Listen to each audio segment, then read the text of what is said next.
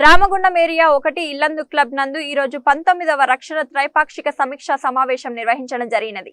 Shri Maddi Yellaiah AITUC general secretary గారు అధ్యక్షతన వహించి ఈ సమావేశంలో శ్రీ డి లలిత్ కుమార్ గారు జనరల్ మేనేజర్ గారి సమక్షంలో ఈ సమావేశం నిర్వహించడం జరిగినది.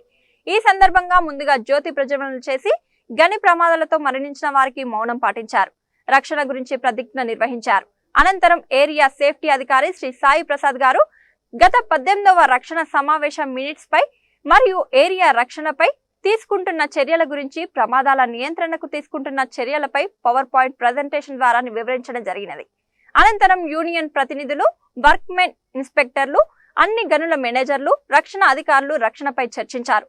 ఈ సమావేశంకు Shri Maddi Yellaiah AITUC deputy general secretary గారు అధ్యక్షత వహించడం జరిగినది. జిఎం కమిటీ సభ్యులు రక్షణ విషయంలో ఏం చేయాలో సూచించారు. అనంతరం డిఎంఎస్, డిడిఎంఎస్ గారు మాట్లాడుతూ గనుల్లో తీసుకుంటున్న రక్షణ చర్యలపై చర్చించి గనుల్లో ప్రమాదాల నియంత్రణకు సింగరేణి యాజమాన్యం తగిన చర్యలు చేపట్టాలని తెలియజేశారు. రక్షణతో కూడిన ఉత్పత్తి చేయాలని తగు సూచనలు, సలహాలు ఇవ్వడం జరిగినది.